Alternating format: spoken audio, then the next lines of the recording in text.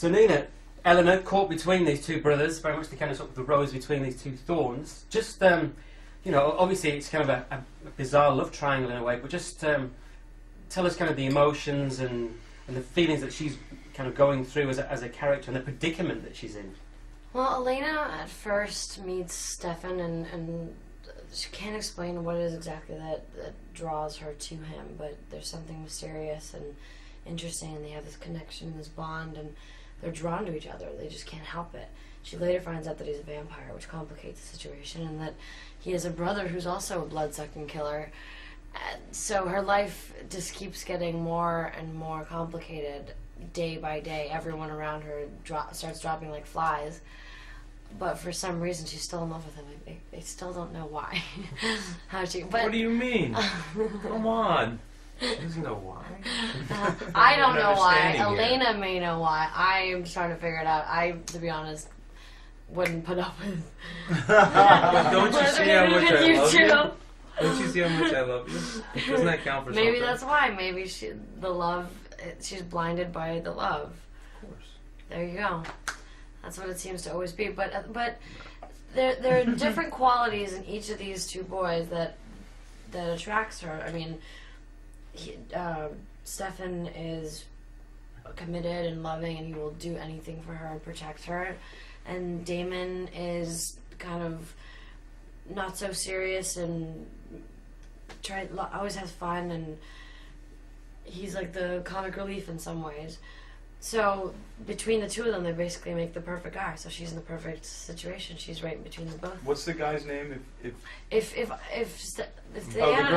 one that you would choose. If it was me deciding between the two of them, I would choose the other brother, Stefan, who's basically the combination of them both. The amalgamation of their go. best parts.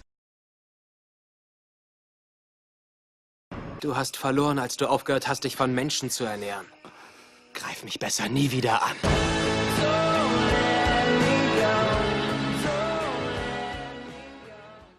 In terms of the actual themes you've touched upon there, you know, in terms of obviously romance, vampire, escapism, and everything else, what do you think it is that, you know, this particular kind of genre, especially both in drama, both on TV and film, is so appealing, or has been so appealing in the last 4 or 5 years?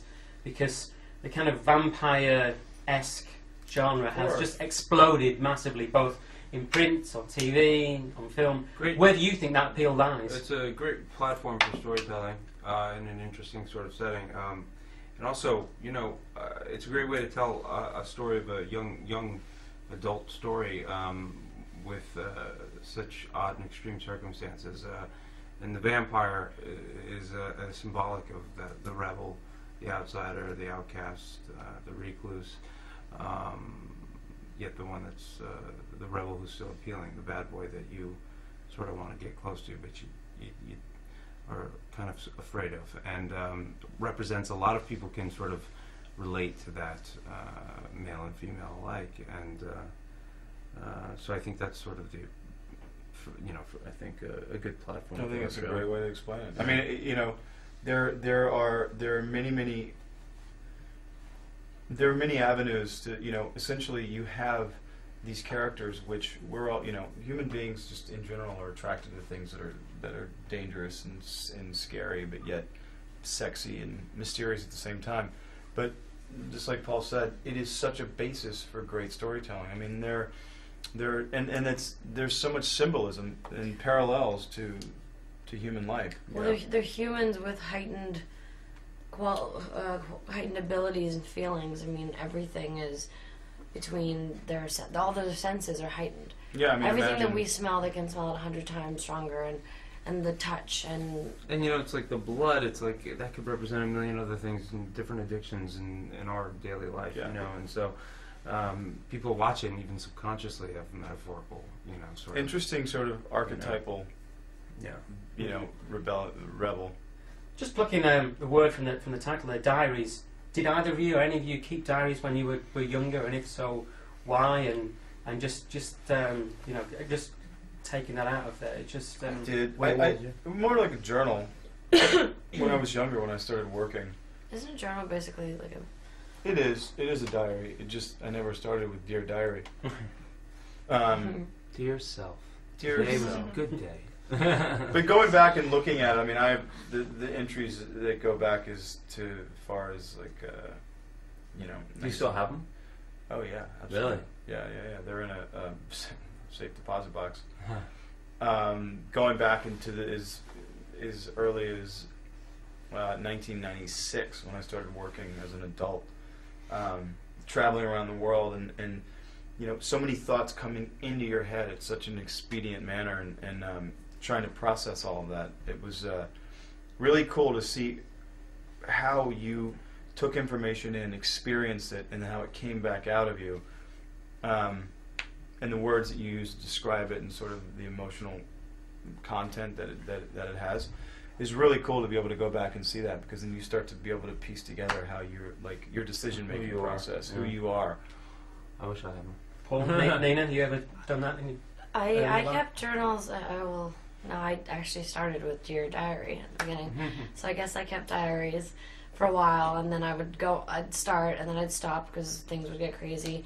I wish I'd been more consistent, though, because it'd be interesting to go back and read it. Because when I have gone back and read things that were so important at the time, and so kind of I lost sleep over right now, and I read them back. I'm like, really? You were that hung up on that guy? But he was such like it's funny. I would unfortunately write down thoughts as a way of therapy. I think when I was younger, but then I'd be embarrassed about it. So I would then read it and be like, who am I kidding, and rip it up. Really? And hope to God that nobody would see it. So I'd have these pages that I would then rip up because I was too embarrassed in front of myself, which is, of course, at the time, an absurd thing. And now as an adult, I write all the time just to sort of get things out. You know, it's what you do. But I don't have anything to go back and look at, which is a shame. But, you know, it's what made me who I am. I have photos.